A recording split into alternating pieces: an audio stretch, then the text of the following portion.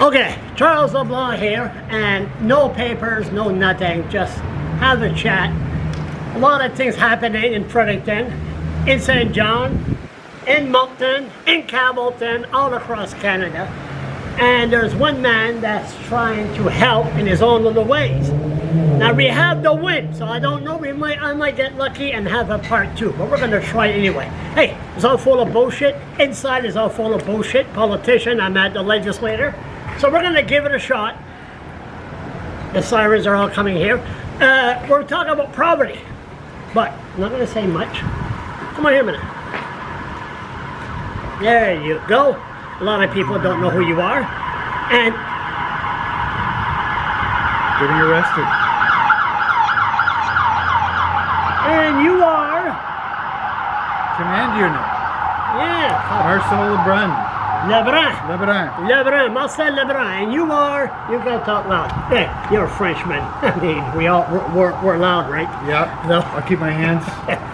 bang, bang. Yeah. No, you can't talk if you don't use. So Marcel LeBrun, I'm the founder of 12 Neighbours community. Yeah, yeah, there. We can see the whole, your whole head. Okay. Yeah. So you are building the what again? The 12 Neighbours community. And that is? It is a community of tiny homes on Fredericton's north side, which is designed to help people who've been experiencing homelessness have a warm, safe place to live and a community to live in, and help them on their path to independent living. Just for the record, go to YouTube, write Marcel LeBrun and Charles LeBrun. We met. We did this behind, but there's too much wind. 1 year ago, this week. Yeah. And so we said we'll meet again. Yeah. A little bit of black there. It's not all totally white. I'll have to compare the video and see. So, 1 year. Yeah. What did you learn? 1 year has things been, so how many homes you had? Oh, excuse me. I hear it, by the way, for the record, you've been on the media all week. Little bit, yeah. I didn't hear it. I hear one thing. A wheelchair bond. We'll get to that later.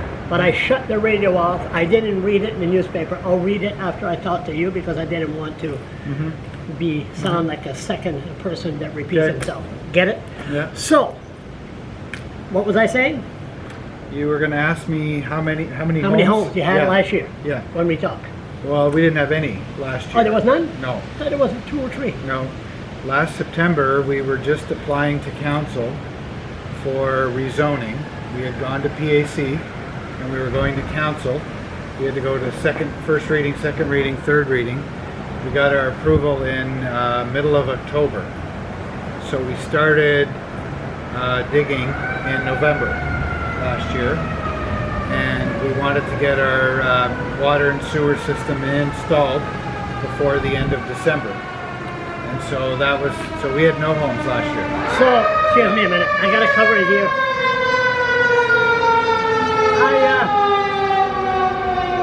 I was walking on Woodstock Road one day and the ambulance came, the siren was on, and they stopped. I never thought about it. They stopped for him. Oh, yeah. And they continue on. I said, that's a good idea, so that's what they're doing. Yeah. Okay, so you had no homes. Yeah.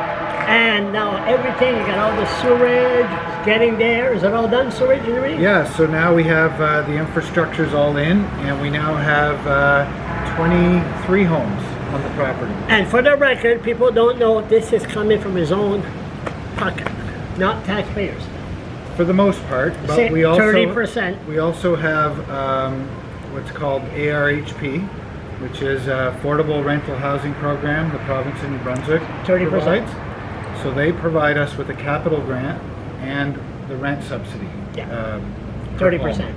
Yeah. While the rent subsidy results in the individual paying 30% of their income, and the rest is subsidized by the province. Yeah. So how many homes again? 23. 23. How many on the waiting list?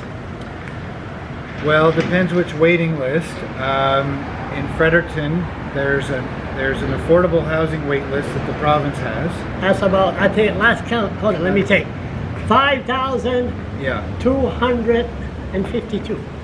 Pretty close, yeah. Oh, okay. I think, it's around there. Then That's then there's the by names list, which is the list of people that are that have been chronically homeless. What does that mean? Means homeless for 6 months or more, or homeless like in and out. So you had housing, but you're back homeless, back housing. That kind of How thing. can you be housing and back homeless and housing? Well, You can't be having that much if- pull to have housing just like that. Well, if someone is currently homeless, but they haven't been homeless for 6 months, but they have been homeless in the last year or the last 2 years, then they're considered chronically homeless because they haven't been able to maintain their housing for very long. You know, so there's about 160 people on that list, and then we have a list of people who've applied to our housing, and we're close to about 300 people there. So we could fill 100 homes like that if we had them right now. As a businessman, you're a smart guy. Very smart. And I don't give credit too often. But I was at a service there. Greg Cook. Greg Cook died. He was a good guy. He was a very, very good guy.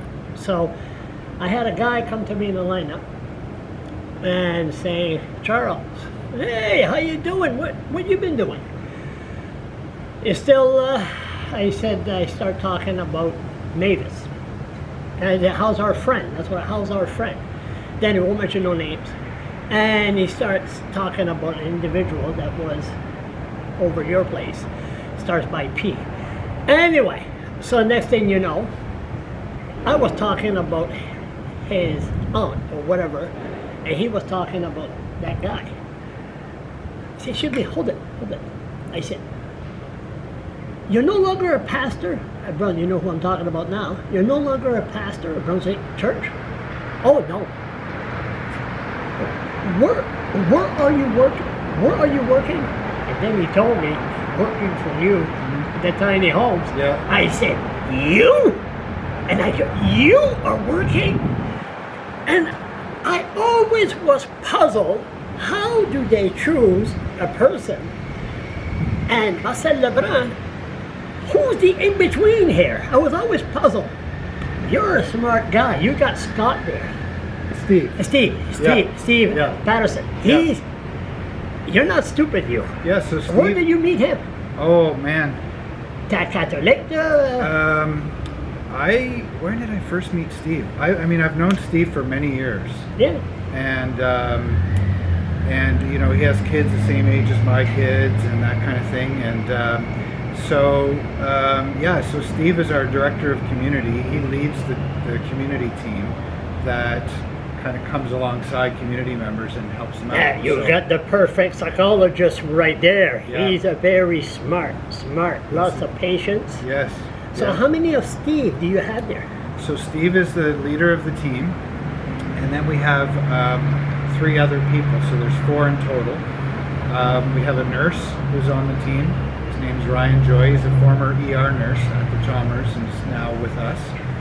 We also have David Swanton, who's an addictions counselor. And then we also have my wife, who's a retired occupational therapist. And so she's helping people a lot with, you know, physical challenges and things like that. Who's paying their salary? You? Well, my wife is volunteer, Yeah. but the others are on the team. And yeah, we're 12 Neighbours is paying for their salaries. To leave the Brunswick Church and go there, I don't want to know. But I mean, you have quite a team there. Yeah, we do. Yeah. So it's all right. It sounds good. La la la, ba ba ba. The homeless, which we know. I told you it's not the same homelessness as 3 years ago. We have issues, so everything is not all gravy. It's not all happy joy. What's the issue?